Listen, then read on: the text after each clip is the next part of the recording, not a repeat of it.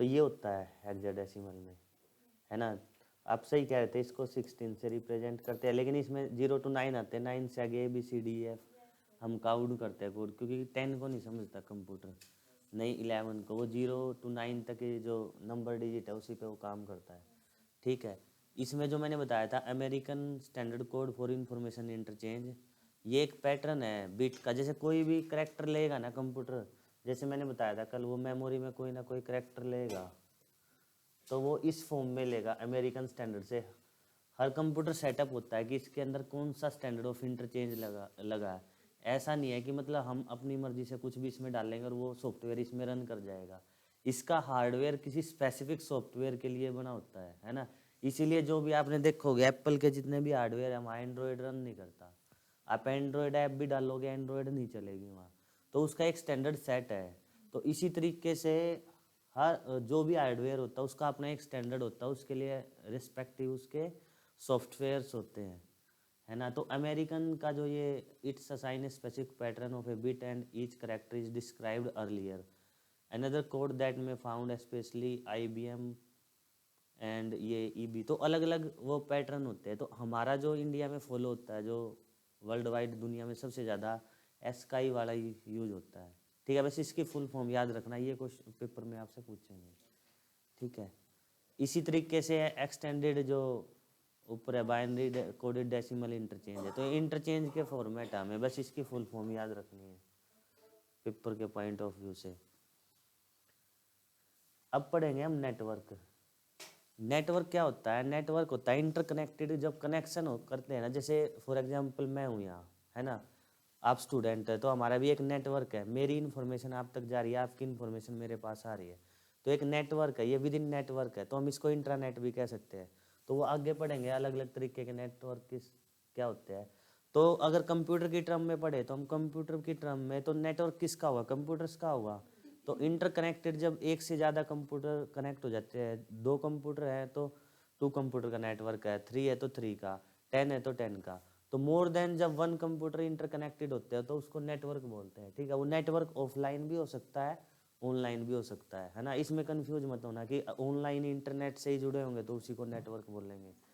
जो नेटवर्किंग होती है वो ऑफलाइन भी होती है ना। जैसे बहुत बार हम एग्जांपल देते हैं, आपका तो कॉमर्स सब्जेक्ट है, सभी कॉमर्स के हैं ना, तो उसमें नेटवर्किंग होती है, नेटवर्क मार्केटिंग, है ना। बीज वाले और B2B जो बिजनेस करते हैं, तो ये RCM आया था एक टाइम पे, तो ये क्या थे, हम कहते हैं ना ये नेटवर्किंग है, जो नेटवर्क मार्केटिंग कर रहे हैं। तो नेटवर्क का मतलब क्या है कि कोई भी एक पर्सन यहाँ उसने किसी और को बताया, उसने किसी और को बताया, उसके बाद इस तरीके से नेटवर्क बिल्ड होना शुरू हो जाता है। इसी तरीके से ICT में होता है कि इसमें बस कंप्यूटर हमें आइडेंटिटी माननी है। नेटवर्क मार्केटिंग में एक पर्सन होता है ना, या कोई ऑर्गेनाइजेशन होती है या कोई इंस्टीट्यूट होता है, ठीक है। तो यह क्या है, इंटरकनेक्टेड कंप्यूटर्स होते हैं, जो नंबर ऑफ कंप्यूटर्स कनेक्ट होते हैं, ऑफलाइन भी हो सकते हैं, ऑनलाइन भी हो सकते हैं, ठीक है। अब लैन में क्या होता है, लोकल एरिया नेटवर्क बोलते हैं। लोकल एरिया होता है एक सिटी के लेवल का, मतलब सिटी से भी कम लेवल का हम नेटवर्क बोल सकते हैं। फॉर एग्जांपल जैसे कोई बैंक है ना, बैंक की एक ब्रांच है, SBI की ब्रांच है MD में, तो उसका लोकल नेटवर्क है ना। या कोई केबल नेटवर्क दे रहा है किसी शहर में छोटे से, तो उसका केबल का लोकल नेटवर्क है, तो उसको लोकल एरिया नेटवर्क है। ये जोग्राफिकल एरिया के अकॉर्डिंग है, यहाँ नंबर्स के अकॉर्डिंग नहीं है, सिर्फ जोग्राफिकल एरिया। अगर यहाँ नंबर्स होता तो यहाँ लिखा होता कि अप टू 100 कंप्यूटर जब जुड़े होंगे तो उसको हम लैन बोलेंगे, लेकिन ऐसा नहीं है। तो ये जो लैन है जोग्राफिकल एरिया को डिटरमाइन करती है, ठीक है। इसी तरीके से वैन है, वैन में क्या है, wide area network. Wide area network में आ जाता है होल वर्ल्ड, है ना। और एक होता है मैन, होगा इसमें कहीं ना कहीं, हाँ। तो मैन में है मेट्रोपॉलिटन एरिया, है ना। मेट्रोपॉलिटन में क्या होगा कि मेट्रोपॉलिटन में एक बड़ा शहर होगा, जैसे दिल्ली जैसा शहर हो गया, ठीक है। तो जो दिल्ली जैसा शहर हो गया तो उसमें क्या होगा, मैन होगा मेट्रोपॉलिटन एरिया की। फॉर एग्जांपल दिल्ली में कोई नेटवर्क काम कर रहा है, जैसे MTNL की सिम चलती थी तो दिल्ली में ज़्यादा चलती थी पहले। अभी भी बहुत सारे शहर ऐसे हैं जिनकी अपनी एक सिम होती है, मतलब फ़ोन की, जैसे हम एयरटेल वो करते हैं। तो छोटे छोटे एरिया है दुनिया में जिनकी एक लोकल सिम है, लोकल नेटवर्क्स पे वो काम करते हैं। तो मेट्रोपॉलिटन एरिया हो या हम कह सकते हैं कि हमें ब्रॉडकास्ट करना है, एक ऐसा रेडियो स्टेशन है जिसकी रेंज, जैसे दिल्ली हो गया, दिल्ली की पेरिफेरी में यहाँ रेडियो, तो उसकी रेंज यहाँ तक है, तो क्या होगा, मेट्रोपॉलिटन एरिया हो गया। तो उसमें हो सकता है कि जो आज के टाइम पे ऑनलाइन रेडियो हम देख रहे हैं, तो वो भी सिस्टम्स है, कंप्यूटर्स है, वो भी कनेक्टेड है ना एक दूसरे से, तो वो मेट्रोपॉलिटन एरिया। वैसे आपको इनकी है ना डेफिनेशन, वो सॉरी फुल फॉर्म याद रखनी है। वैन डब्लू लैन क्या होता है कि वायरलेस लोकल एरिया नेटवर्क। तो जो हमारा राउटर है ना, ये इसका एग्जाम्पल होता है। जो हम वाईफाई चलाते हैं या ब्लूटूथ से कोई चीज़ें करते हैं, तो इसका एग्जाम्पल होता है कि वायरलेस एरिया होता है। या जैसे ये राउटर लगा हुआ है, इसमें वायरिंग नहीं होगी, किसी सिम से ऑपरेट होगा, है ना। बीएसएनएल की जो टेक्नोलॉजी थी वो लैन वाली है। आप देखोगे घरों में बीएसएनएल का जो मेन एक्सचेंज होगा सिटी में, वहाँ से वायर आएगा, वायर के थ्रू जो है ना कि इंटरनेट कनेक्टिविटी या मोबाइल फ़ोन चलते हैं। पर्सनल एरिया नेटवर्क में क्या होता है, कंप्यूटर जो होते हैं, network used communication among the computers different IT devices which is close one two person. तो पर्सन में है कि मैं पर्सनली अपना कोई नेटवर्क एस्टेब्लिश कर लूँ। जैसे फॉर एग्जांपल मैं कोई अपनी ऐप इंस्टॉल कर लूँ, है ना, मैं ऐप बना लूँ टीचिंग की, जैसे अनअकैडमी है, तो उनका वो पर्सनल एरिया है। उस पर्सनल एरिया से वो आ जाए कि उसमें कोई भी एक्सेस नहीं कर सकता, जब तक वो नहीं चाहेगा या मैं नहीं चाहूँगा उस नेटवर्क में कोई आ नहीं सकता, तो उसको पर्सनल एरिया ऑफ नेटवर्क बोलते हैं।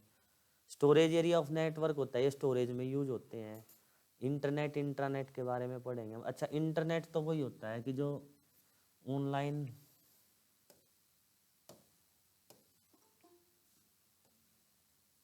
इंटरनेट के बारे में डिटेल में पढ़ेंगे आगे से।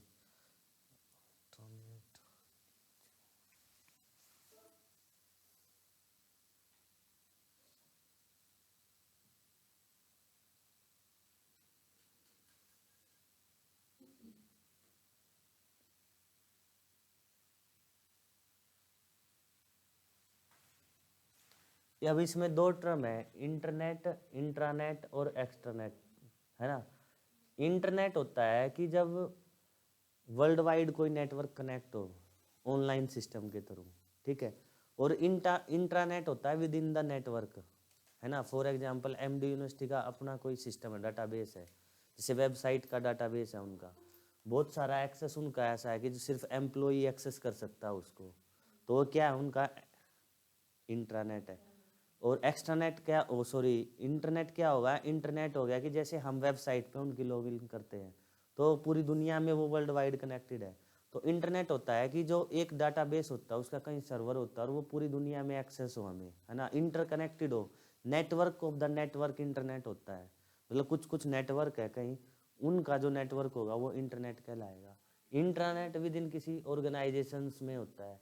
और एक्सट्रानेट एक ऐसी टेक्नोलॉजी होती है जब कोई किसी के इंट्रानेट है ना, मेरा कोई इंट्रानेट नेटवर्क सिस्टम है, उसमें वो किसी एक्सटर्नल को परमिट करे कि आप आके इसमें काम कर सकते हो, है ना। तो बहुत सारे नेटवर्क ऐसे होते हैं, जैसे होता है ना कि जैसे ये जितने भी इन्वेस्टिगेट एजेंसी होते हैं दूसरी कंट्री में जाते हैं, तो विद परमिशन वो उनकी कंट्री में इन्वेस्टिगेट करती है। ऐसा नहीं हो सकता कि यहाँ की जो है ना कि एनआईए जो है ना कि अमेरिका में जाके कुछ भी इन्वेस्टिगेट करेगी। इसी तरीके से जो है एक्सट्रानेट होता है। एक्सट्रानेट में क्या होता है कि कोई ऑर्गेनाइजेशंस में किसी जो अनदर कंप्यूटर है, तो हम यहाँ आईसीटी की बात कर रहे हैं, तो मान लिया मैं यहाँ अपने डेस्कटॉप पे बैठा हूँ और मुझे अमेरिका में कुछ प्राइवेटली एक्सेस करना है, तो मुझे उनकी परमिशन लेनी पड़ेगी, है ना। वो सारे के सारे एक्सट्रानेट के एग्जाम्पल्स होते हैं। वीपीएन का जो कॉन्सेप्ट आया वो नया कॉन्सेप्ट है, और ये माना जाता है वर्चुअल प्राइवेट नेटवर्क बोलते हैं, कि जिस टाइम पे आज के टाइम पे आपको पता होगा कि जो व्हाट्सएप है ना, पहले खबरें आ रही थी कि जो व्हाट्सएप का जो है ना डाटा लीक होता है ना, फेसबुक भी डाटा लीक करती है, अगर आप न्यूज़ पढ़ते होंगे तो। जो अमेरिकन इलेक्शंस में हुआ था, रशिया और अमेरिका के बीच की जो बातचीत थी, वो किसी जर्नलिस्ट ने या किसी कंपनी, आरसेनल कंपनी थी, उसने एक्सपोज किया था कि फेसबुक ने बहुत सारा डाटा जो है ना कि पॉलिटिकल पार्टीज को सेल किया है। इसी तरीके से व्हाट्सएप की भी बहुत सारी चैट्स लीक होती है। ये कहते हैं कि एंड टू एंड एनक्रिप्शन देते हैं हम, है ना।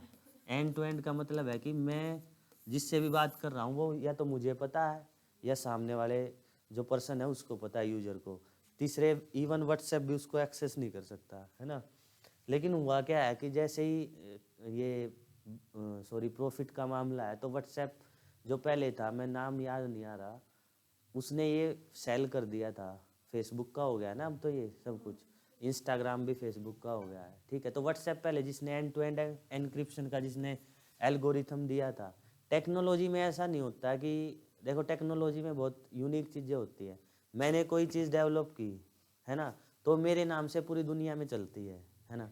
जो भी टेक्नोलॉजी, जैसे माइक्रोसॉफ्ट विंडो लेके आया, तो विंडो को जब वो किसी दूसरे पर्सन को बेचेगा ना माइक्रोसॉफ्ट अपनी कंपनी को, तो वो सेम चीज़ वहाँ जाएगी, उसके पैरेलल डेवलप नहीं होती, है ना। जैसे अभी फेसबुक का अल्टरनेट नहीं आया, यूट्यूब का अल्टरनेट नहीं आया अभी तक, उन्हीं के पास है वो टेक्नोलॉजी, और वो बहुत प्राइवेटली रखते हैं कि उसका क्या प्रोग्राम है ना।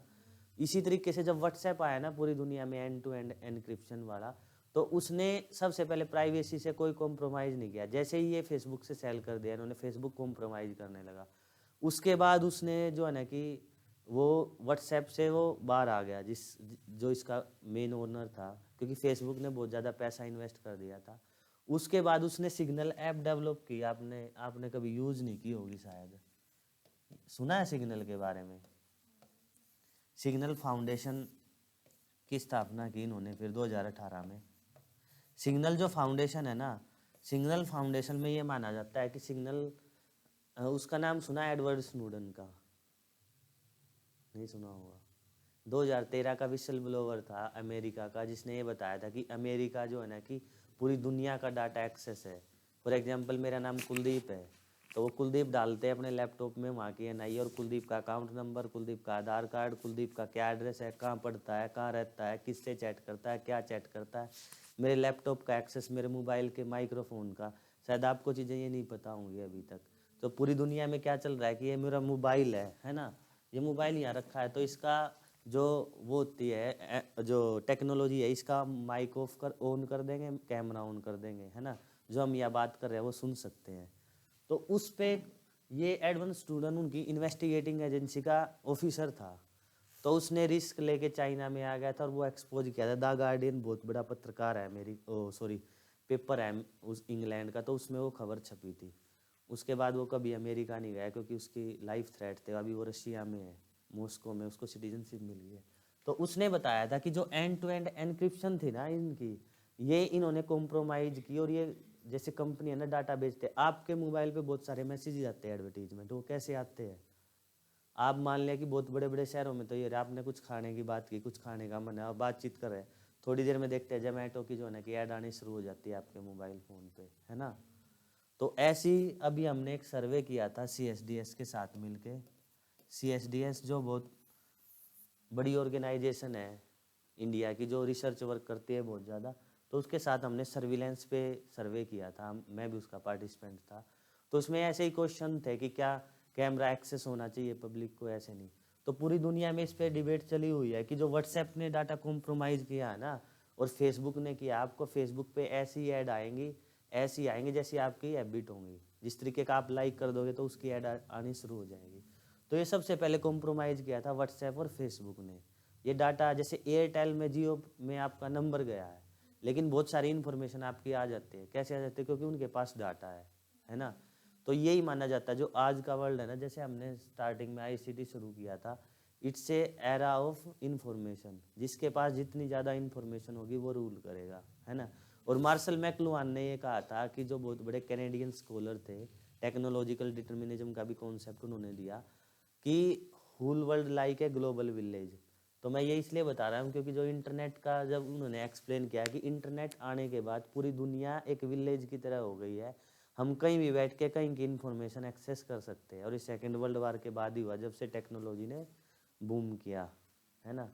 ये आया समझ में, आउट ऑफ सिलेबस था, लेकिन ये कनेक्ट करने में काम आएगा। तो जो इंटरनेट का मतलब है कि पूरी दुनिया के जब नेटवर्क है उनको कनेक्ट कर दे, और इंट्रानेट का मतलब है कि विद इन नेटवर्क पर्सन, उसकी अपनी प्राइवेसी है, उसको कोई एक्सेस नहीं कर सकता।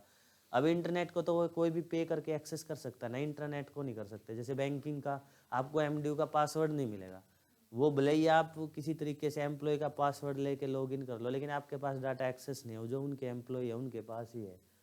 और एक्स्ट्रा नेट में होता है कि किसी विद परमिशन वो जो है ना कि अलाउ करते हैं और वीपीएन जो वर्चुअल प्राइवेट नेटवर्क है जिस पे मैंने ये सारी बात बताई थी, तो ये माना जाता है कि जो ये वीपीएन का नेटवर्क है ना, तो ये जो एंड टू एंड एनक्रिप्शन हो रही है सारी, अगर आप वीपीएन यूज करते हैं तो अपना वर्चुअल वर्चुअल प्राइवेट नेटवर्क तो कोई पता नहीं कर सकता आपने क्या ओपन किया क्या नहीं किया।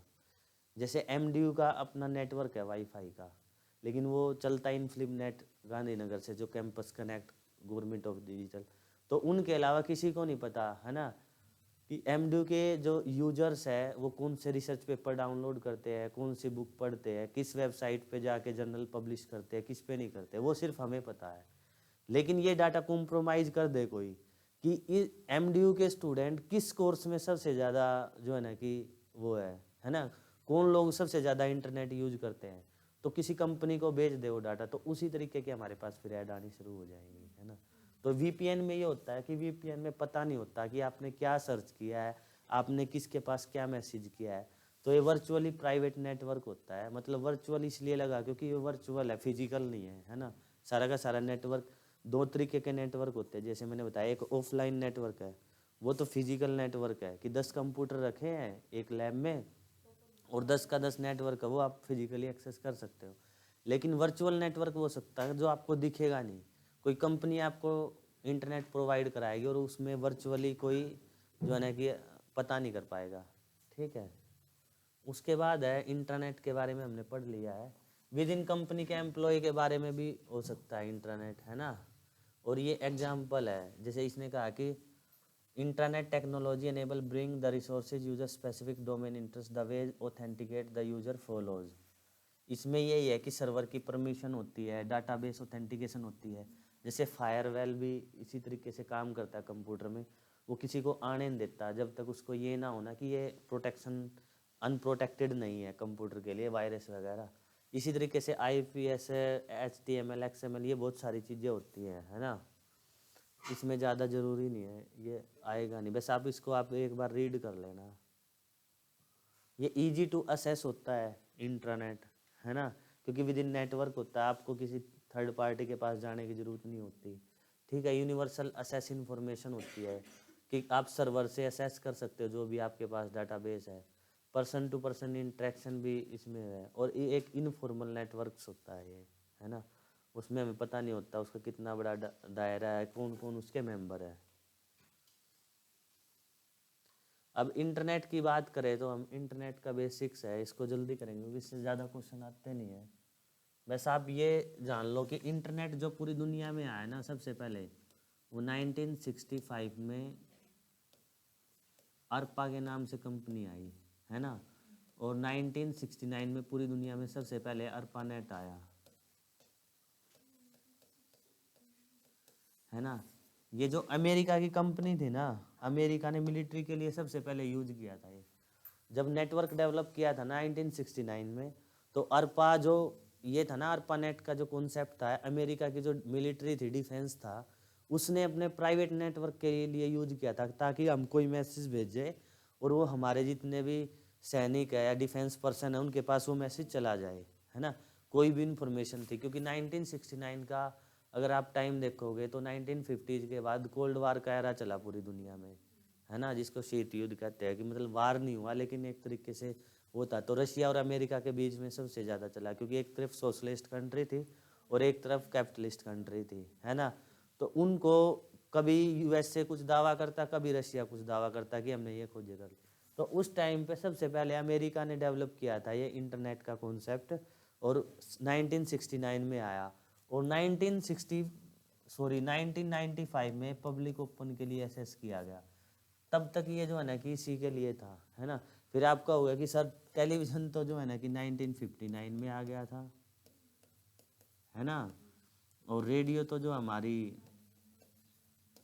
तो ये कैसे चलते थे जब इंटरनेट था ही नहीं, है ना। तो ये सैटेलाइट से चलते थे, जो एनालॉग और एनालॉग सिग्नल थे ना, एनालॉग जो एएम बोलते थे जिसको आप, एम्पलीट्यूड मॉड्यूलेशन, जो आपकी दो तरीके की है ना रेडियो की, एएम और एफएम, फ्रीक्वेंसी मॉड्यूलेशन और एम्पलीट्यूड मॉड्यूलेशन। तो ये सैटेलाइट की मदद से चलते थे, है ना, टेलीविज़न, रेडियो। और इंटरनेट तब आया कि कोई भी कहीं भी बैठ के पूरी दुनिया में एक्सेस कर लेगा। 1995 में ओपन हुआ, इसमें शायद दे भी रखा होगा कहीं, ये डिफेंस का ये प्रोजेक्ट एजेंसी थी ARPA, उसने ये और in the response to the Soviet Union launch. अच्छा, स्पुतनिक इन्होंने लॉन्च कर दिया था 1957 में, कोई नेटवर्क रशिया ने। मैं कह रहा हूँ ना, बहुत सारी डेवलपमेंट तो दुनिया में इसलिए हुई है क्योंकि रशिया और अमेरिका की बहुत बड़ी टक्कर थी एक टाइम पे। वो कैपिटलिस्ट कंट्री थी, वो सोशलिस्ट कंट्री थी, है ना। दुनिया की सबसे बड़ी जो है ना कि वायरस की और बैक्टीरिया की लेबोरेटरी भी रशिया में ही है। तो ऐसे उनके बीच में जो वार थी उसका जो है ना कि पूरी दुनिया को एक तरीके से बेनिफिट भी हुआ कि बहुत सारी इन्वेंशन हुई उस टाइम पे, ठीक है, और नुकसान तो बहुत हुआ ही है। तो ARPANET के नाम से थी वो कंपनी, है ना। तो ये रीजनल नेटवर्क के लिए थी उसकी, ठीक है। तो ये बेसिक था इंटरनेट का, भाई इतना ही पूछेंगे, इससे ज़्यादा कुछ नहीं पूछेंगे। ARPANET पूछ लेंगे किससे रिलेटेड है, इंटरनेट से रिलेटेड है, अमेरिका ने शुरू किया था ये, ठीक है। उसके बाद इसमें है कि टोपोलॉजी होती है, जब नेटवर्क होते हैं ना कि वो किस तरीके से कनेक्ट होते हैं। तो टोपोलॉजी क्या होती है कि फिजिकली जो नेटवर्क होते हैं वो किस तरीके से कनेक्ट होते हैं, केबल से, कंप्यूटर से। तो उसमें अलग अलग तरीके के, जैसे बस टोपोलॉजी है। बस टोपोलॉजी में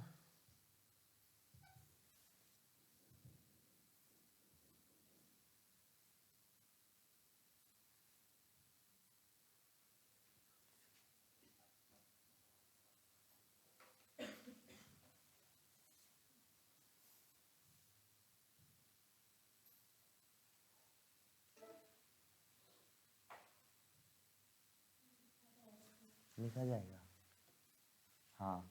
तो बस इस तरीके की होती है, इधर भी कंप्यूटर है, इधर भी, इधर भी, इधर भी, इधर भी, इधर भी, इधर भी, इधर भी, है ना। इस तरीके की नेटवर्किंग को हम बस टोपोलॉजी बोलते हैं। स्टार को आपको पता है, स्टार की तरह कंप्यूटर होंगे, एक इधर, एक इधर, एक इधर, एक इधर, एक इधर। और रिंग टोपोलॉजी में सर्कल में होंगे, कोई सेंटर में सर्वर होगा और ऐसे, है ना। व्हील टाइप भी होती है एक तरीके की। मैश टोपोलॉजी में होते हैं जब बहुत ज़्यादा इंटरकनेक्टेड होते हैं, मैश का। और ट्री टोपोलॉजी में ट्री की तरह, जो मान लिया कि कोई डाटाबेस है इस तरीके से और उसमें ऐसे उसकी ब्रांचेज की तरह कोई नेटवर्किंग हो। तो ये बस फिजिकल नेटवर्किंग की है कि फिजिकल नेटवर्क किस तरीके से होते हैं। कंप्यूटर वायरस क्या होता है? कंप्यूटर वायरस वैसे तो नॉर्मल वायरस की तरह नहीं होता, ये एक अनवांटेड फाइल होती है ना। एक ऐसी फाइल जो कंप्यूटर नहीं चाहता, उसकी कॉपी कॉपी होती रहती है बार बार, है ना, जो इंटरेक्शन करता है प्रोसेस में और डाटा में, ठीक है। ये वायरस होता है कंप्यूटर का, उसके लिए हम एंटीवायरस यूज करते हैं। टोपोलॉजी तो कंप्यूटर कनेक्ट है ना, इट्स ए नेटवर्किंग। मतलब ये वर्क कैसे करते हैं, तो फिजिकल नेटवर्क है। फॉर एग्जांपल ये है ना कि कंप्यूटर इस तरीके से अरेंजमेंट है, इट्स सिर्फ अरेंजमेंट है ये कंप्यूटर्स का, उसको हम टोपोलॉजी बोलते हैं। इसने लिखा तो है कि physical topology of a network refer to the configuration of cable, और कंप्यूटर हमने कैसे कनेक्ट कर रखे हैं, बस उसको हम टोपोलॉजी बोलते हैं। ये तरीका है ना कि कल को मैं कोई नेटवर्क डेवलप करने लग जाऊँ, ऐसे तो नहीं एक कंप्यूटर मैंने यहाँ रख दिया, एक वहाँ रख दिया, वो स्पेस भी ज़्यादा ले और जो है ना कि उससे एक्सेस भी ना हो पाए। तो हमें ऐसे रिसोर्सेज का यूज करना होता है कि मिनिमम हम इंफ्रास्ट्रक्चर में मैक्सिमम आउटपुट निकाल सके। तो ये अलग तरीके के नेटवर्किंग है कि किस तरीके से हम बहुत सारे कंप्यूटर्स को कनेक्ट कर सकते हैं, ठीक है। इसमें मुझे टाइम बताना कितना हुआ है। चलो ठीक है, टाइम है अभी तो।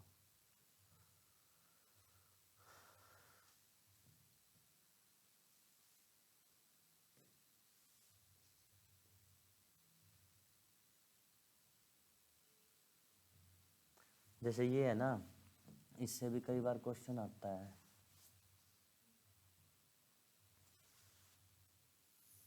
जैसे मैंने लिखा abc@gmail.com, तो ये जो gmail.com होता है ना, ये डोमेन नेम होता है किसी का, है ना। अगर मैं यहाँ mdu.com लिख दूँ, mdu.ac.in, तो ये भी डोमेन नेम होता है। डोमेन नेम होता है कि जो बेसिक नेम होता है जिससे वेबसाइट का एड्रेस पता चले। जैसे हमारे घर का पता होता है ना, ऐसे ही हर किसी चीज़ का पता होता है। और आप अगर इंटरनेट पे जाओगे ना तो name.com करके सर्च करना। name.com एक ऐसी वेबसाइट है जहाँ से हमें डोमेन नेम का पता चलता है कि कौन सा डोमेन नेम। जब भी हम वेबसाइट क्रिएट करते हैं ना, मान लें कि हम घर बना रहे हैं तो हमें कोई ना कोई जगह चाहिए ना, जो खाली जगह हो, जो सिर्फ हमारी हो। हम ऐसा तो नहीं करते ना किसी दूसरे के प्लॉट में जाके अपना कंस्ट्रक्शन शुरू कर देते हैं। इसी तरीके से कंप्यूटर में होता है, तो कोई ना कोई स्पेस होता है ना, ये यहाँ भी वो स्पेस आपका है या नहीं। तो आप ऐसा नहीं ना इंटरनेट पे कहीं भी जाके आप कोई भी वेबसाइट क्रिएट कर दोगे, है ना। सेम इसी तरीके से इधर होता है कंप्यूटर में, तो आपको डोमेन नेम खरीदना पड़ता है, अपना बाय करना पड़ता है। तो गोडैडी अलावा बहुत सारी वेबसाइट है जो डोमेन नेम जो है ना कि सेल करती है। तो लेकिन नेम.com एक ऐसी वेबसाइट है, वहाँ जाके आप सर्च कर सकते हो कि ये डोमेन नेम अवेलेबल है नहीं, यानी जैसे आप अभी डोमेन नेम लेना स्टार्ट कर दे कि mdu.com, तो mdu.com नहीं मिलेगा क्योंकि वो mdu ने ऑलरेडी खरीद रखा है ना। तो डोमेन नेम मैं बताऊंगा कितने तरीके के डोमेन नेम होते हैं। मैं सर्च करने लग जाऊं कि जो है ना कि unacademy.com, तो unacademy नहीं मिलेगा क्योंकि unacademy ने पहले ही उसको परचेज कर रखा होता है। तो जब भी हम नई वेबसाइट शुरू करते हैं ना, तो कोई डोमेन नेम सर्च करते हैं कि मुझे किस नाम से वेबसाइट बनानी है। जैसे मैं जब कुलदीप के नाम से वेबसाइट क्रिएट करनी है अपनी, www.kuldeep.com, है ना। लेकिन कुलदीप.com हो सकता है पहले ही किसी ने परचेज कर सकता, तो मैं इस नाम से जो है ना कि अपनी वेबसाइट क्रिएट नहीं कर सकता, मुझे किसी और नाम से करनी पड़ेगी। या फिर मुझे ऐसा करना पड़ेगा जिसने वो परचेज कर रखी है ना, वो मैं परचेज करूँ। फॉर एग्जांपल मेरा मन है कि मुझे एग्रो मॉल है ना यहाँ जो है ना कि अपनी यूनिवर्सिटी एस्टेब्लिश करनी है ना। पहले तो मुझे एग्रो मॉल खरीदना पड़ेगा ना, उसके बाद मैं यूनिवर्सिटी एस्टेब्लिश करूँगा। तो इसी तरीके से यहाँ होता है वेबसाइट क्रिएशन में कि आपको डोमेन नेम खरीदना पड़ता है, उसके बाद अपना आप एग्जीक्यूट करते हैं जो भी फंक्शन है। ये आया आपको समझ में? तो कई बार क्वेश्चन आ जाता है इससे।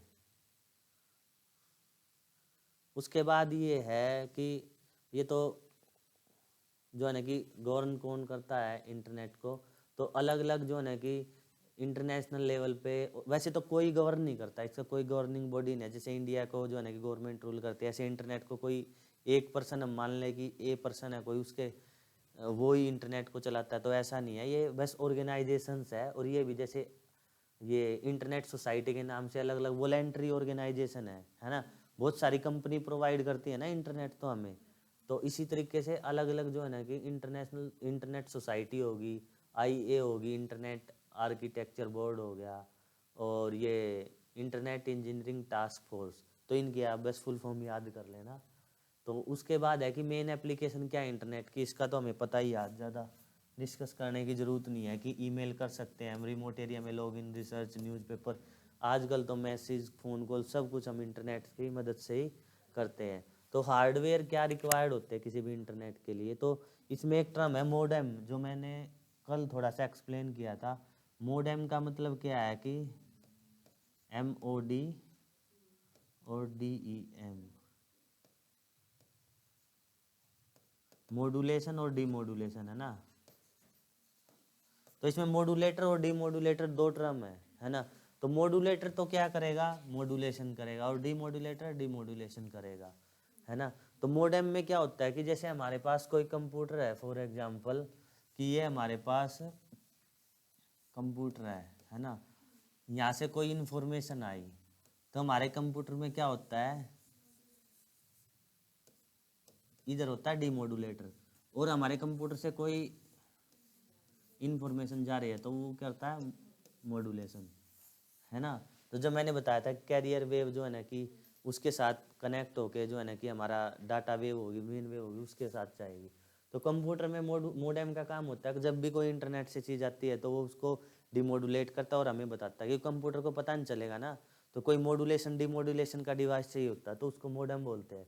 कई बार आपने देखा होगा, अभी तो वाईफाई का कनेक्शन आ गया, एक टाइम पे पहले मोडेम यूज करते थे हम, उसमें सिम डलती थी और उससे इंटरनेट चलता था लैपटॉप में लगा के।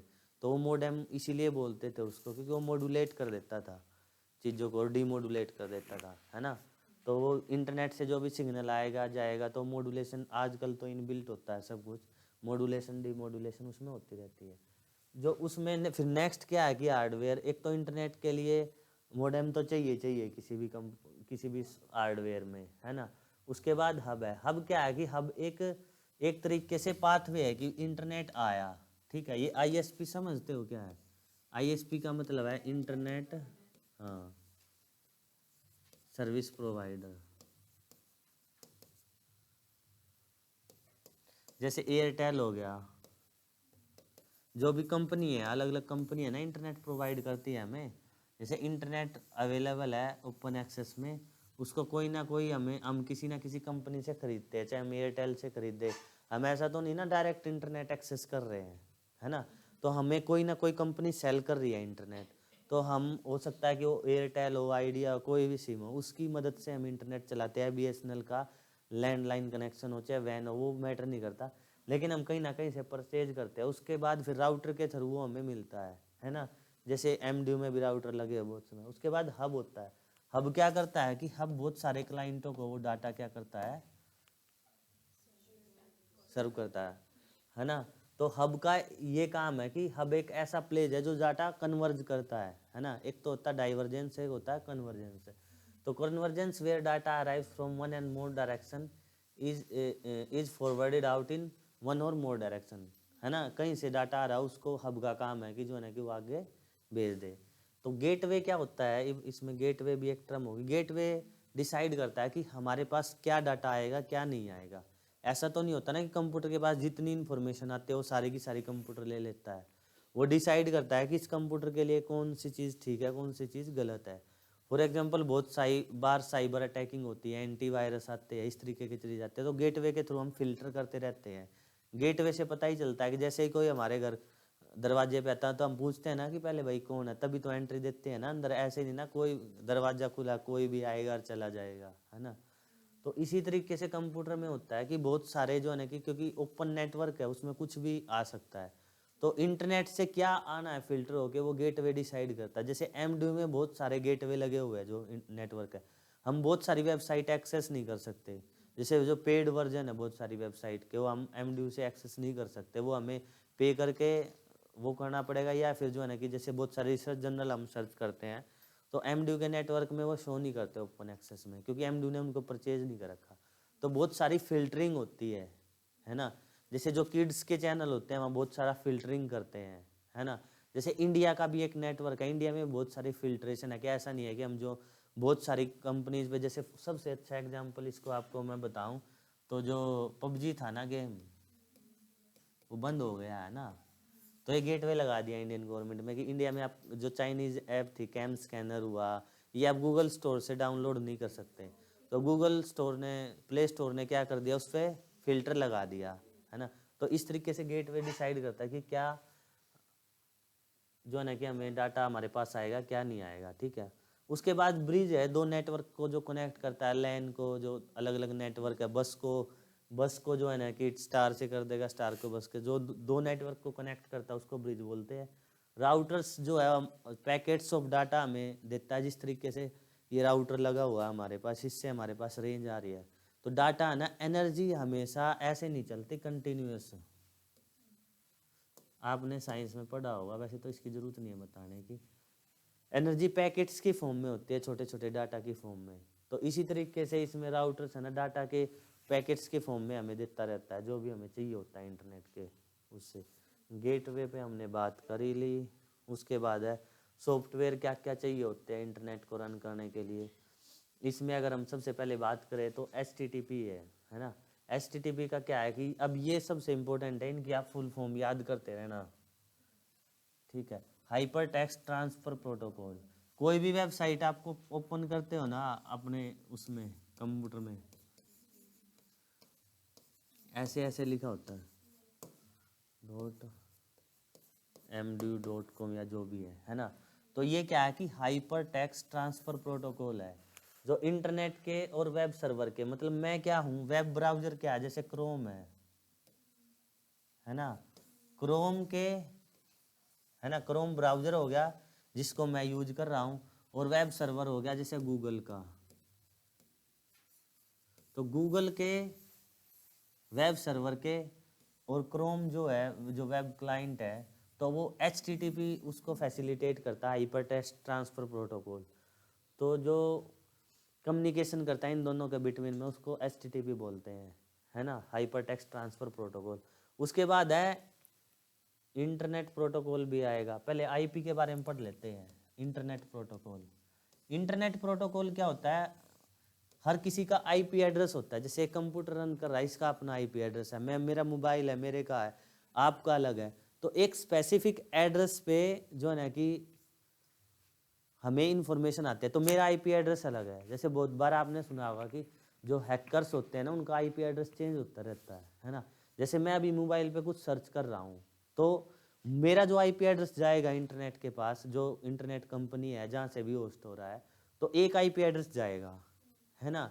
तो उनको पता चल जाता है कि जैसे बहुत बार देखते हैं ना कि कोई किसी की सर्विलेंस करते हैं कि फ़ोन है कहाँ, टेप करते हैं, तो आईपी एड्रेस से टेप करते हैं। वो जीपीएस सिस्टम होता है दूसरा। अगर किसी ने इंटरनेट यूज कर रखा है, मैंने यहाँ से कोई यूट्यूब पे वीडियो अपलोड की, तो पता चल जाता है ये कहाँ बैठ के किस सिस्टम पे किसने की है। वो कैसे पता चलता है? क्योंकि मेरा एक यूनिक आईपी एड्रेस होता है एक टाइम का। मैं जब इसको स्विच ऑफ करके कहीं दोबारा ओपन करूँगा तो मेरा आईपी एड्रेस चेंज हो जाएगा, है ना। तो इस तरीके से आईपी एड्रेस यूनिक आइडेंटिटी है, वो सबका अपना होता है और टाइम पे डिपेंड करता है किस टाइम पे आपने इंफॉर्मेशन एक्सेस की है। तो आईपी एड्रेस का जो फॉर्मेट है जिससे क्वेश्चन आता है, आपसे कई बार क्वेश्चन पूछते हैं कि 259.25.0.01 कि ये आईपी एड्रेस है या नहीं। अब ये बताओ आईपी एड्रेस है या नहीं, क्यों, इसमें क्या दिक्कत है? हाँ बताओ क्या रेंज होता है? मिनिमम और मैक्सिमम रेंज होती है इसकी कुछ ना कुछ। हाँ ये आपने बुक में पढ़ लिया। 0 से लेके 255 तक की इसकी रेंज होती है। और 4 डिजिट में, जैसे मैंने बताया था बिट में 1 2 3 4, तो ये 4 डिजिट में जो है ना कि नंबर लेगा। 4 डिजिट का मतलब है कि 4 प्लेसेस पे लेगा और हर किसी के बीच में डॉट होगा, है ना। अगर जो मैं माइनस लगा देता तो भी आईपी एड्रेस नहीं होता, अगर मैं प्लस का निशान लगा देता तो भी नहीं होता, है ना। अब मैं स्लैश लगा देता तो भी नहीं होता। तो हमारी डिजिट जो होगी ना, वो 0 से लेके 255 के बीच में होगी। अब मैं कोई आईपी एड्रेस लिखता हूँ जैसे 0.0.0.0, क्या ये आईपी एड्रेस है? हाँ। और ये 0.1.2.256 ये है? कैसे? किसने यहाँ बोली? क्यों नहीं है आप बताओ। हाँ तो फिर एक माइनस कर दो, इसमें से हो नहीं जाएगा। तो इसमें हमें ये देखना, इससे क्वेश्चन आए हैं कई बार, एनटी यूजीसी नेट में बहुत क्वेश्चन आए कई बार कि आईपी एड्रेस पे बताओ, तो उसकी रेंज पूछ लेते हैं कई बार डिजिट देते हैं, ये पूछते हैं कि आईपी एड्रेस है या नहीं है। ठीक है, तो ये आपको याद करना। आईपी एड्रेस मतलब इंटरनेट प्रोटोकॉल होता है। जब भी हम नेट से कुछ ना कुछ एक्सेस करते हैं तो अपना यूनिक आईपी एड्रेस होता है हर किसी सिस्टम का। ठीक है, अब इसमें है गेटवे हो गया, सिक्योर सॉकेट लेयर। ये एक तरीके से है ना प्रोटोकॉल डेवलप किया था नेटस्केप ने for transmitting private document through the internet. ये कोई अपना इन्होंने प्राइवेट नेटवर्क क्रिएट किया था जिसके द्वारा हम जो है।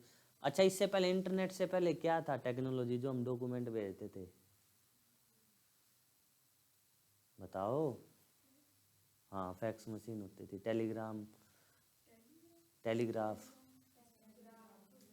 टेलीग्राफ से ही टेलीग्राम आया है जो इन्होंने अब स्टार्ट किया, टेलीग्राम भी है ना। तो टेलीग्राम थोड़ा सिक्योर होता है इससे। आप सिग्नल ऐप डाउनलोड करके देखना, सिग्नल के नाम से व्हाट्सएप की तरह ऐप चलती है बिल्कुल। हाँ तो सिग्नल ही, व्हाट्सएप जिसका सिग्नल है ना, उसने सबसे पहले दुनिया में सबसे पहले उसने दिया था networking end to end encryption वाला। ठीक है चलो, इस ये तो अलग बात हो गई। तो इसके बाद है transfer control protocol. Transfer control protocol का हम इस्तेमाल करते हैं जब भी हमें कोई ना कोई डाटा ट्रांसफ़र करना हो, है ना। तो वहाँ हमारा टीसीपी लग के जाता है। आप देखोगे ना बहुत बार, आप जब कभी ऑब्जर्व करना ऊपर जब सर्च करते हो कोई फाइल कंप्यूटर में, तो http// करके FTCP FTP इस तरीके से लिखा होता है। तो जो भी प्रोटोकॉल, बहुत सारे जिनको कंप्यूटर की अच्छी नॉलेज होती है ना, वो कॉपी पेस्ट करके नहीं करते, कई बार सॉफ्टवेयर उनको वो भेजना होता है और डायरेक्ट कीवर्ड टाइप करते हैं FTP/this और वो वहीं जो है ना कि अपना डाटा ट्रांसफ़र कर देते हैं। ठीक है, हमें नॉलेज नहीं है तो हम पहले कॉपी करेंगे, फिर उसको कहीं पेस्ट करेंगे, डाटा ट्रांसफ़र करेंगे। तो बहुत सारे जो कीवर्ड का इस्तेमाल करके अपलोड कर देते हैं। आपने देखा माउस का बहुत कम यूज करते हैं। तो ये प्रोटोकॉल, ये जो ना कि कीवर्ड्स होते हैं। इसी तरीके से एफटीपी होता है। एफटीपी कोई ना कोई फाइल ट्रांसमिट करने के लिए, फाइल ट्रांसफर करने के लिए यूज होता है इंटरनेट के थ्रू। टीपी तो ये प्रोटोकॉल है इंटरनेट के सारे, ये हमें इनकी फुल फॉर्म याद करनी है। ट्राइबल फाइल प्रोटोकॉल है कि जो बिटवीन नेटवर्क्स के बीच में फाइल है, कि बस इनकी फुल फॉर्म याद करना है कि बेसिकली क्या है कि नेटवर्क्स के बीच में डाटा जो है ना कि ट्रांसफर करने के लिए फ्रॉम 1 to सेकेंड, है ना, एक नेटवर्क से दूसरे नेटवर्क से, एक पर्सन से दूसरे पर्सन। जब मैं पर्सन कह रहा हूँ तो आप नेटवर्क एज्यूम करना, है ना। नेटवर्क का मतलब यही होता है कि कंप्यूटर में तो हम ये नहीं कहते ना कि मेरा मन किया तो मैंने ऐसे किसी के पास भेज दिया, तो मेरे मोबाइल से भेजूंगा तो वो भी एक कंप्यूटर है ना, उसका भी एक सिस्टम है। इसी तरीके से SMTP यूज होता है ईमेल्स में, ये पक्का याद करना, इससे क्वेश्चन बहुत आते हैं। SMTP क्या है? Simple mail transfer protocol. जब भी आप ईमेल करते हो ना तो SMTP के थ्रू आपका मेल का प्रोटोकॉल जाता है किसी के पास, तो सिंपल मेल ट्रांसफर प्रोटोकॉल, ठीक है। नेट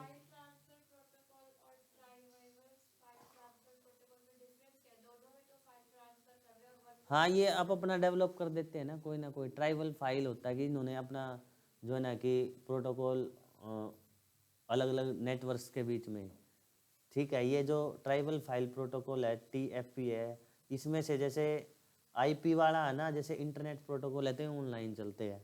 FTP को आप है ना बिना ऑनलाइन भी यूज कर सकते हैं विद इन कंप्यूटर, जब आप फाइल भेजते हो FTP के। तो इसी तरीके से ट्राइबल फाइल ट्रांसफर प्रोटोकॉल में ये होता है कि कोई इसी तरीके से नेटवर्क के बीच में फाइल है, मुझे डिटेल नहीं पता इसकी बहुत ज़्यादा, है ना, तो हम पढ़ सकते हैं, मैं भी कल देख के आऊँगा ट्राइबल फाइल क्या। लेकिन बेसिकली फाइल ही ट्रांसफ़र करने के लिए प्रोटोकॉल आते हैं। ये अलग अलग इसलिए है क्योंकि अलग अलग टाइम पे टेक्नोलॉजी इवॉल्व हुई, ठीक है ना। एक टाइम पे जाके देखोगे आप जो है ना कि TCP का यूज़ नहीं हो रहा, जो है ना कि HTTP HTML आ गया है ना, आगे मैं बताऊँगा। SMTP जो है ना कि जो ईमेल्स होती है, ईमेल्स को में जो हम करते हैं वहाँ यूज़ होता है। देखो अब इसमें देखो टेलनेट, देखो ये protocol allow computer to connect with a remote host computer on internet, है ना। पहले टेलनेट यूज होता था, लेकिन अब क्या, the use of Telnet was diminished as the HTTP has been domain protocol dominant. तो आज के टाइम पे हम HTTP बहुत सबसे ज़्यादा यूज होता है, टेलनेट यूज ही नहीं करते, ठीक है। तो एक टेक्नोलॉजी के बाद जो एडवांस टेक्नोलॉजी आती है जो, तो पहले वाली टेक्नोलॉजी को हम छोड़ देते हैं।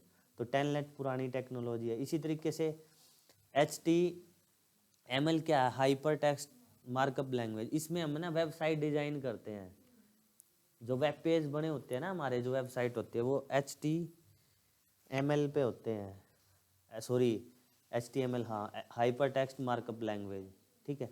तो इसका इतना याद रखना, आप फुल फॉर्म याद रख लो और इसके बारे में थोड़ा थोड़ा जो बस बेसिक्स है इतना याद रख लो, इतना ही पेपर में हमसे पूछते हैं। उसके बाद है कि इसी तरीके से हमारा जो है ना कि ये होता है स्टैंडर्डाइज जर्नल मार्कअप लैंग्वेज। ये भी एक तरीके की लैंग्वेज है जो मेटा लैंग्वेज है, डॉक्यूमेंट ऑर्डर के स्ट्रक्चर मेंटेन करने में यूज की जाती है। इसी तरीके से हमारा URL होता है। URL होता है यूनिफॉर्म रिसोर्स लोकेटर। तो हर किसी का अपना URL होता है ना। तो वो एक स्पेसिफिक एड्रेस होता है URL, जैसे gmail.com हुआ और orkut.com हुआ, ये इस तरीके के सभी के अपने यूनिक URL होता है, यूनिफॉर्म रिसोर्स लोकेटर, ठीक है। It is made up of several component like domain name भी होता है, डायरेक्टरी भी होती है, सब्सिडरी भी होती है। तो पूरा का पूरा यार, जैसे kuldip kumar@gmail.com हो गया, तो ये पूरा का पूरा मेरा URL है मेरा। हाँ, वो लास्ट को डोमेन नेम, पहले को यूजर नेम होता है। जो जैसे मैं kuldipkumar@gmail.com बोल रहा हूँ, तो कुलदीप कुमार तो यूजर नेम हो गया, है ना, और gmail.com डोमेन नेम हो। हाँ, तो इस तरीके से यूजर नेम और डोमेन नेम इस तरीके से होता है वो। उसके बाद है इंटरनेट सर्विस प्रोवाइडर, वही है कि जो इंटरनेट प्रोवाइड करते हैं हमें। तो अलग अलग कनेक्शन है। डायल अप कनेक्शन हो गया, जैसे डायल अप कनेक्शन मैंने बताया था आपको, जैसे मोबाइल जो BSNL करता था ना, ये मोबाइल के थ्रू डायल अप कनेक्शन देता था हमें पहले, है ना, कि या तो जो लैंडलाइन लगे हुए थे तो बीएसएनएल के अपने राउटर होते थे, वो अपने ब्रॉडबैंड उसको बोलते थे कि ब्रॉडबैंड लगवाया हमने। तो ब्रॉडबैंड इसलिए बोलते थे क्योंकि ब्रॉडकास्ट से आता ना, ब्रॉडबैंड की अपनी विड्थ होती है, तो ऑफलाइन चलता। आपने ऑब्जर्व किया होगा कि जब लॉकडाउन में या कभी कोई इंसिडेंट हो जाता है, जैसे हरियाणा में हुआ था, तो वाईफाई चलते रहते हैं और नेट बंद हो जाता है। तो जो वाईफाई चलते हैं ना, वो ब्रॉडबैंड वाले ही चलते हैं सबके, जो लैंडलाइन के लगे हुए होते हैं। वो इसलिए बंद नहीं होते क्योंकि ऑफिसेज में, सरकारी ऑफिसेज में वही होते हैं सारे के सारे। तो अगर वो बंद कर दिया तो सरकारी ऑफिसेज के बंद हो जाएंगे। तो इंटरनेट वही इंजॉय करते हैं जिनके पास ब्रॉडबैंड होता है ऐसे उसमें। तो केबल डायल अप कनेक्शन, अच्छा केबल टीवी कनेक्शन, ये भी एक तरीके का नेटवर्क है, इंटरनेट कनेक्शन, जो केबल लगी होती है ना, इंटरनेट के थ्रू। डीएसएल दो डिजिटली सब्सक्राइब करते हैं हम पोर्ट्स, जैसे प्लेन ओल्ड टेलीफोन सर्विस ना कॉपर वायर के थ्रू। और ये एसडीएल को बोलते हैं हम, सिमेट्रिकल डिजिटल सब्सक्राइबर लाइन। वैसे इनकी फुल फॉर्म याद कर लेना, कई बार ये होता है कि पता नहीं कहाँ से पूछ ले क्वेश्चन। वैसे इस बुक में बहुत ज़्यादा दिया हुआ है, बहुत ज़्यादा दिया हुआ है, लेकिन कई बार पता नहीं होता कि क्वेश्चन वो कहाँ से पूछ ले। इसी तरीके से सैटेलाइट कनेक्शन होता है कि हम डायरेक्ट सैटेलाइट के थ्रू हमारे पास सिग्नल आते हैं। ब्लूटूथ एक उसमें से है, ब्रॉडबैंड जो मैंने बताया वो है, वाईफाई का अपना वो है आजकल, जो एयरटेल वगैरह जो ये हमारे घरों में सेट करते हैं ना। तो ब्रॉडबैंड का है कि वायर्ड कनेक्शन होते हैं ये अलग अलग जगह, ठीक है। स्पीड का आप अपना, कोई 5 Gbps देता है, कोई 2 Gbps देता है, उसी के हिसाब से जो है ना कि kbps का मतलब होता है किलोबाइट पर सेकंड, और mbps का होता है मेगाबाइट पर सेकंड, ठीक है। तो हम देखते हैं कि किस इंटरनेट की MB में स्पीड दे रहा है कोई, या KB में दे रहा है। तो जियो के आने से पहले तो बहुत स्लो इंटरनेट था हमारे पास, इतना एक्सेस था ही नहीं। एक फाइल जो है ना कि इमेज डाउनलोड करने में 3-4 मिनट लग जाती थी, है ना। फिर 4G आया, 4G में आप क्लिक नहीं करते तब तक तो आपका डाउनलोड हो लेता है ना। इसी तरीके से अभी जो 5G आया वो उससे ज़्यादा स्पीड का है। तो हमारे सीनियर थे एक, जर्मनी में PhD कर रहे थे वो 2013 में। तो उस टाइम तो यहाँ इंटरनेट का इतना ज़्यादा कनेक्शन नहीं था, तो हम कई बार उनसे पूछ लेते थे, वो छुट्टी आते थे। तो माँ आपकी स्पीड कितनी चलती है इंटरनेट की, मान लिया आपको कोई कुछ डॉक्यूमेंट डाउनलोड करना हो, माँ मेरे तो 10 मिनट लग जाती है एक PDF में। बोला PDF तो आप पलक झपको, PDF तो तभी आ जाती है। और आपको मूवी है कोई 3-4 GB की, आप क्लिक करो with in fractions of seconds उनकी वो डाउनलोड हो जाती थी। तो ये स्पीड पे डिपेंड कर रहा है कि कितनी जो है ना कि स्पीड कोई कंपनी। तो अभी इसके बाद में मुझे बता देना, मुझे कुछ बताना, स्टार, बस स्टार याद दिला देना। हाँ, इंटरनेट सर्विस प्रोवाइडर हो गया, जैसे कई बार इसकी फुल फॉर्म आ जाती है www.com को क्या लिखते हैं, वर्ल्ड वाइड वेब। तो इसी के थ्रू हमें सारे आजकल वेब पेज एक्सेस होते हैं, है ना। और इस ये पूछ लेते हैं कई बार www.com किसने दिया, ये तो टिम बर्नर्स ली ने दिया था 1989 में, है ना। Invented the HTML coded language. तो जो पूरा HTML वाला HTML वाला जो HTTP वाला, तो उसी के साथ HTTP भी मिलेगा उसको। और वो सारा का सारा जो मार्कअप लैंग्वेज में सारे HTML में पेज होते हैं मोस्टली आजकल। उसके बाद है ये, आप जो मुझसे पूछ रहे थे वेब ब्राउज़र, इससे क्वेश्चन आते हैं बहुत बार कि ऑप्शन दे देते हैं, ये बताओ इनमें से वेब ब्राउज़र कौन कौन सा है। तो ये आप याद करके जाना, internet explorer, Mozilla Firefox, opera, safari. ये सफारी उसमें होता है, एप्पल में होता है ना। एप्पल का होता है सफारी, एप्पल के जो फ़ोन होते हैं उनमें होता है। या फिर आप क्रोम, है ना, ओपेरा मिनी और U12, ये बहुत सारे ब्राउज़र है। वेब ब्राउज़र क्या होते हैं, वेब ब्राउज़र वो होते हैं जिनकी मदद से हम इंटरनेट एक्सेस करते हैं।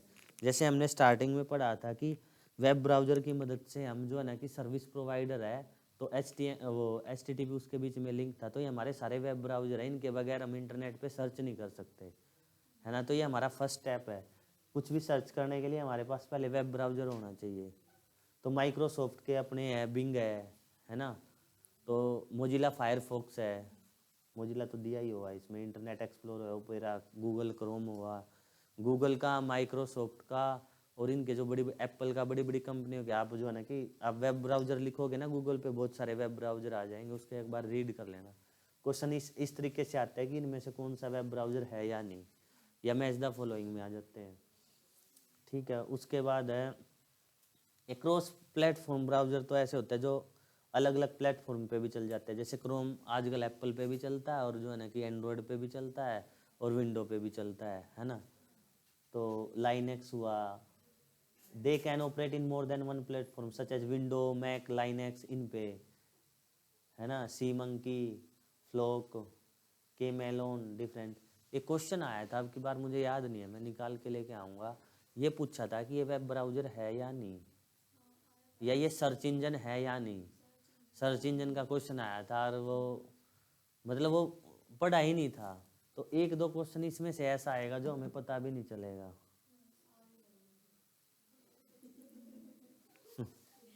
सारे तो नहीं है, अगर आप कुछ पढ़ोगे ना पता चल जाएगा, जैसे प्रीवियस ईयर क्वेश्चन से।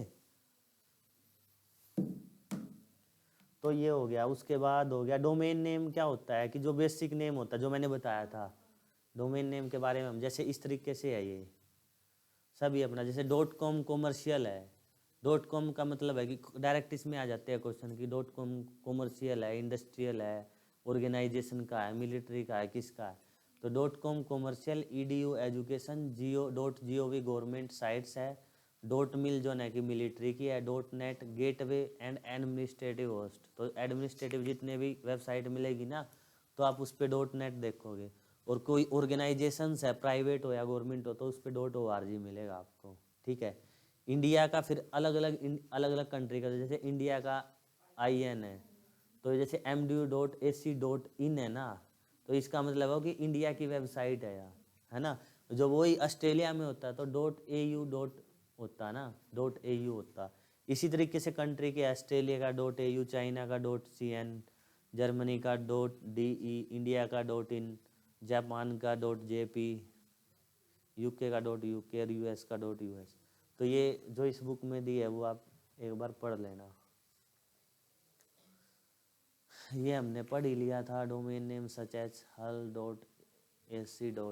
तो AC क्या है ये, अभी मुझे AC बताओ।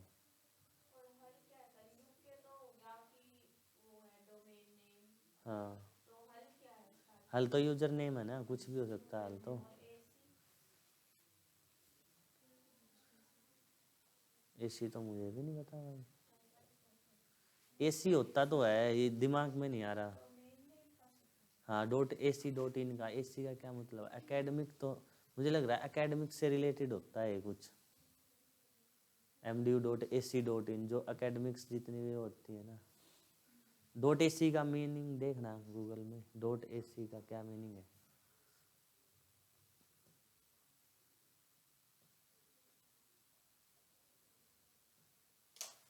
ये आपका IP एड्रेस का आ गया, है ना। 4 होंगे, 4 बिट में जाएगा, और 0 to 255, ये आपको याद रखना है। डोमेन नेम हो गया। उसके बाद हो गया आपकी, हाँ एकेडमिक से रिलेटेड है, एकेडमिया। तो हाइपरलिंक समझते हो क्या होता है। हाइपरलिंक जो ब्लू वो होता है ना, आपको जो भी वेबसाइट पे आप क्लिक करते हो, ब्लू वर्ड में जो है उस पर क्लिक करते हैं आप किसी वेब पेज पे पहुंच जाते हैं, तो वो हाँ, कोई फाइल या वेबसाइट या कोई वो खुल ओपन हो जाता है, तो उसको क्या बोलते हैं, हाइपरलिंक्स बोलते हैं। तो आप कई बार ईमेल में या व्हाट्सएप में भी हाइपरलिंक जनरेट भाई इसका लिंक शेयर कर दो, तो हम ये नहीं बोलते हाइपरलिंक शेयर कर दो, हम बोलते हैं लिंक शेयर कर दो। तो लिंक हाइपरलिंक ही होते हैं, है ना। आप विकीपीडिया पे जाओगे तो विकीपीडिया बहुत जगह ब्लू साइन के आपको वर्ड मिलेंगे, वो हाइपरलिंक्स ही होते हैं, जहाँ आप क्लिक करके किसी दूसरे वेब पेज पे या वेबसाइट पे पहुंच जाते हो। ठीक है। फायरवॉल होता है अपना कंप्यूटर का एंटीवायरस सिस्टम होता है जो उसको प्रोटेक्ट करता है। फायरवॉल का मतलब ये है कि जो आपके नेटवर्क को प्रोटेक्ट करे, एक ऐसा सॉफ्टवेयर है ये। तो कई बार क्वेश्चन आ जाता है फायरवॉल हार्डवेयर है सॉफ्टवेयर है, ऐसे भी क्वेश्चन आए हैं। तो सॉफ्टवेयर है, तो ये चीज़ें हमें पता होनी चाहिए, सारी चीज़ें हम किसके बारे में पढ़ रहे हैं, सॉफ्टवेयर में। अच्छा, VoIP क्या, वॉइस ओवर, जित अभी हम टेलीफोन के लिए इंटरनेट टेलीफोन पे जो व्हाट्सएप पे फेसबुक पे जितनी बातचीत करते हैं ना, वीडियो कॉल ऑडियो कॉल, ये सारी VoIP के थ्रू होती है, वॉइस ओवर इंटरनेट प्रोटोकॉल। तो आईपी के थ्रू हम जो भी वॉइस कॉल करते हैं उस पर वॉइस ओवर इंटरनेट प्रोटोकॉल चलता है। और सर्च इंजन में होता है जो एक तो ब्राउजर होता है ना। ब्राउजर तो क्या है, ब्राउजर तो क्या ब्रॉडर टर्म है ना। और इसके अंदर सर्च इंजन होते हैं, है ना। सर्च इंजन गूगल हो गया, याहू हो गया, ये सारे के सारे क्या है, सर्च इंजन है। सर्च इंजन क्या करते हैं, हमें उस वेब पेज को सर्च करने में मदद करने है जिसका हम एड्रेस हमने उसमें डालना है ना। ब्राउज़र वो फैसिलिटी प्रोवाइड करता है जो हमें कनेक्ट करता है इंटरनेट से स्टार्टिंग में, ठीक है। तो इसके आप याद कर लेना, गूगल का हुआ, याहू का हुआ, इसी पे सर्च इंजन पे ही क्वेश्चन आया था अब की बार, क्या क्या सर्च इंजन होते हैं। तो आप नाम लिख लेना सम ऑफ द सर्च इंजन, जैसे अल्टा का ही हो गया, अल्टा विस्टा हो गया, XI.com, लुकस्मार्ट.com, याहू, MSN, और उनके बहुत सारे वो जो ना कि वो। हेलो, 2 मिनट में कॉल करूँ बे, मैं क्लास ले था बे। ठीक,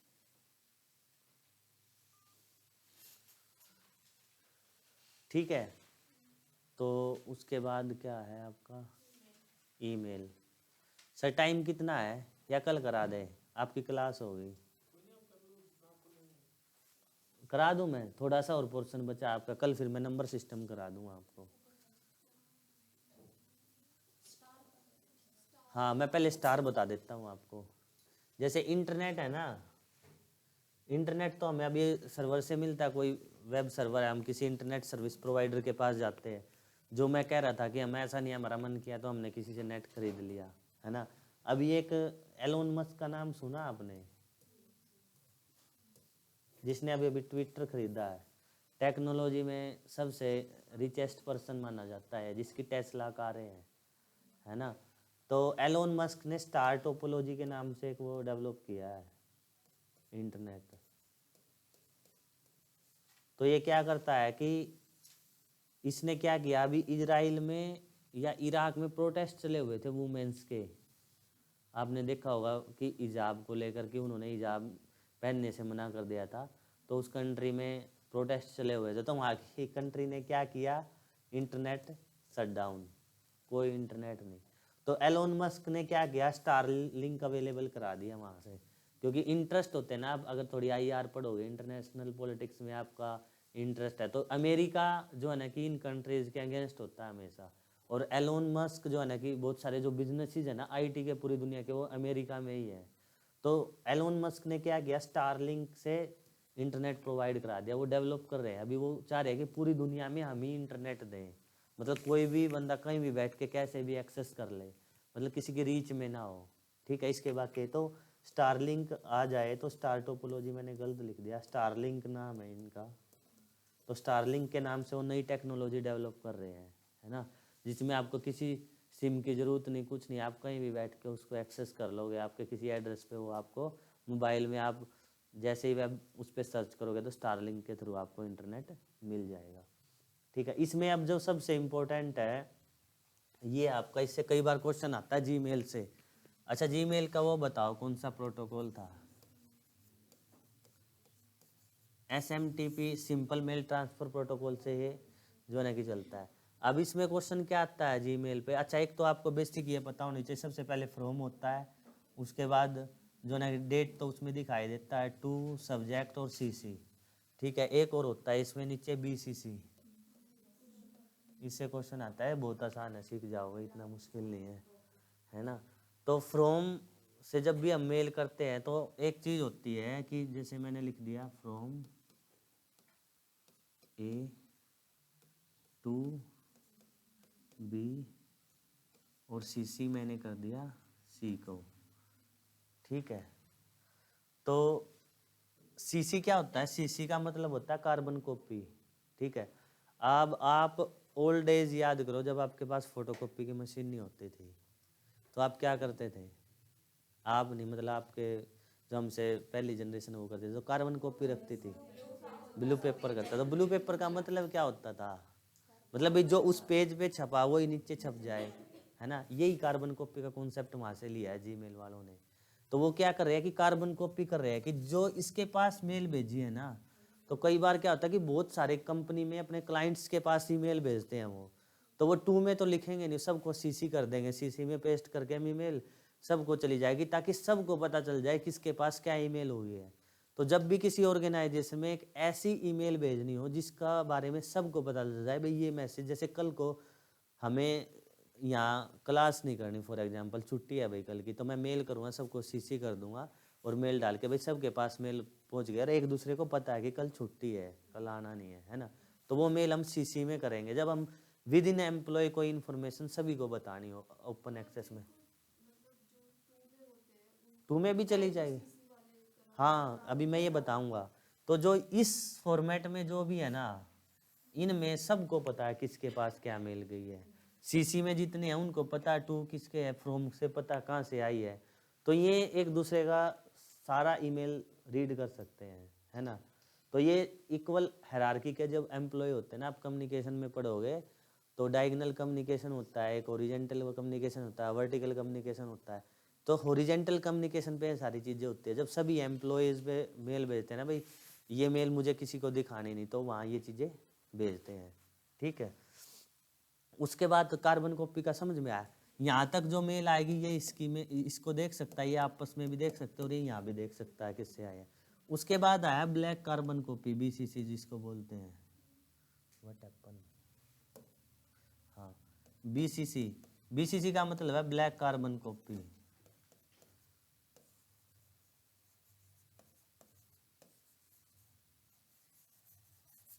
ठीक है, इसमें क्या होता है कि मान लिया इसमें लिख दिया मैंने डी और ई, ठीक है। ब्लैक कार्बन कॉपी का मतलब है कि मैंने किसी को हाइड करके कोई मेल भेजी है। जैसे फॉर एग्जांपल कंपनी को मेल भेजी अपने क्लाइंट के पास, है ना, कि भाई हमने आपकी एडवर्टीजमेंट कॉपी तैयार कर दी है। जैसे मार्केटिंग में तो आप बहुत लोग करते हो कि मेरी ये आपकी मार्केटिंग स्ट्रेटेजी तैयार होगी है और आप ये लो, ठीक है। उसी टाइम पे मैं अपने मैनेजर को बीसीसी में डाल दूँ, ना तो क्लाइंट को पता कि मैनेजर के पास भी मेल गई है ना, ही मैनेजर को पता कि क्लाइंट के पास, मैनेजर को पता होगा क्लाइंट के पास है। तो जो बीसीसी में होगा ना, जो बीसीसी में होगा उसको ये पता रहता है, जो बीसीसी में होगा किसके पास मिल गई, वो सीसी का भी एक्सेस कर सकता है, टू का भी और ए का भी। तो जो डाउनवर्ड टू अपवर्ड चलती है यहाँ हायरार्की, तो जो बीसीसी में होगा उसको सीसी का पता है, इसका पता है, लेकिन बीसीसी को ये नहीं पता उसके साथ में किसके भेजी है ना। डी को ये नहीं पता ई को भी ईमेल गई हुई है ना, ई को पता डी में गई हुई। इसीलिए जो जब हम कोई मेल भेजते हैं कि हमें पता नहीं होता उसके पास भी भेजनी है, उसके पास भी एक ही मैसेज जब मैंने दो लोगों के पास भेजना है, मान लिया मैं रिसर्चर हूँ और मुझे कोई रिसर्च करनी है, ये पता है कि मुझे थाउजेंड्स ऑफ पीपल पे सर्वे करना है और मुझे ये नहीं पता लगने देना कि ये सेम मैसेज मैंने उसके पास भेजा है। भाई ऑब्जर्वेशन तो ऐसे ही होती है ना कि बिना बताए। तो उसमें हम बीसीसी करते हैं, ए को बी का नहीं पता, बी को सी का नहीं पता, लेकिन जो फ्रॉम से जहाँ से मेल आई उसको पता है ना। तो अगर मैं टू में डाल दूंगा तो सबको पता चल जाएगा, है ना। बीसीसी में इसलिए डालते हैं ताकि पता ना चले आपस में किसके पास क्या मेल गई है। इतना सा कॉन्सेप्ट था, ये आया समझ में? इससे क्वेश्चन आता है, अगर ये नहीं आया तो पूछो मुझसे, जो समझ में नहीं आया बीसीसी सीसी का। इससे ऊपर सबका सबको सब कुछ पता है कि कौन क्या है किसमें। वो तो डिपेंड करेगा ना मैं किस तरीके से सोच रहा हूँ, मुझे रिज्यूम सबको दिखाना है या नहीं है ना। वो मेरे ऑब्जेक्टिव्स पे, मेरा एम क्या है उसको लेकर, वो उससे डिसाइड होगा, है ना। हो सकता है मैं रिज्यूम सबके पास भेजना चाहता हूँ, हो सकता है मैं रिज्यूम सिर्फ किसी एक ईमेल पे भेजना चाहता हूँ, बाकी टेक्स्ट किसी और को ही भेजना चाहता हूँ। तो इससे ऊपर सब बराबर है, सबको सबका पता है किसके पास क्या मेल की है। यहाँ आते ही जो है ना कि इसको इनका तो पता है, लेकिन जो सीसी में है उनको नहीं पता, डी में का, और आपस में भी नहीं पता है इनको, ठीक है। ये कॉन्सेप्ट है बस बहुत छोटा सा इसका। इस पर हर बार क्वेश्चन आते हैं। फ्री वेब बेस्ड ईमेल होती है, जो वेबसाइट के थ्रू ईमेल भेजते हैं हम आजकल, है ना। प्राइड भी होती है बहुत सारा, आपको पता हो तो ईमेल का प्रीमियम वर्जन भी आता है, उसमें बहुत ज़्यादा इन्फॉर्मेशन होती है हमारे पास, कभी देखना प्रीमियम वर्जन होता है। तो प्राइस भी लगता है ईमेल भेजने का, जो स्पेसिफिक, जो मान लिया फॉर एग्जांपल मुझे जो है ना कि जैसे गवर्नमेंट ऑफ इंडिया को करोड्स ऑफ पीपल को ईमेल भेजनी है, तो जीमेल में एक एक करोड़ को लिए तो आसान नहीं होगा ना। तो प्राइड वर्जन खरीदते हो उससे थाउजेंड्स लैक्स ऑफ पीपल को साइमल्टेनियसली मैसेज चले जैसे कंपनी करते हैं ये एयरटेल वगैरह की जो सर्विस प्रोवाइडर थे हमारे पास एक ही टाइम पे सभी सर्वर के सभी क्लाइंट के पास कैसे मैसेज भेज देते हैं। उसके बाद प्राइवेट ईमेल सर्विसेज भी होती है, ये याद रखना पोप बहुत बार आता है, पोस्ट ऑफिस प्रोटोकॉल होता है ये ऑफलाइन ईमेल मैनेजमेंट के लिए यूज होता है protocol, post office protocol. Here client retrieve all the messages from the server, यहाँ सर्वर से बहुत सारे मैसेजेस को मिलते हैं, stores them locally and mark दम अनरीड मैसेजेस। और जो ये IMAP अकाउंट होता है ये बेस्ड होता है इंटरनेट मैसेज असेस प्रोटोकॉल। तो ये इंटरनेट के थ्रू, तो पोप क्या हो गया ऑफलाइन, ठीक है। IMAP क्या हो गया इंटरनेट मैसेज असेस प्रोटोकॉल, ठीक है। इतना आया समझ में। फिर ईमेल फॉरवर्ड का हमें पता है, मेल लिस्टिंग, ये जो हम ईमेल में जाएंगे। ऑटो रिस्पॉन्डर भी होते हैं, बहुत सारे ऑटो रिस्पॉन्ड करते हैं कि आपने कहीं मैसेज भेजा नीचे लिखा था थैंक यू आपने हमें ईमेल किया, तो ऑटो रिस्पॉन्ड भी सेट हो जाते हैं। ईमेल ब्लैक होल स्पैम वाली होता है, जब आपके स्पैम में बहुत सारी ईमेल आती है अनवांटेड ईमेल, तो स्पैम को हम ईमेल ब्लैक होल बोलते हैं।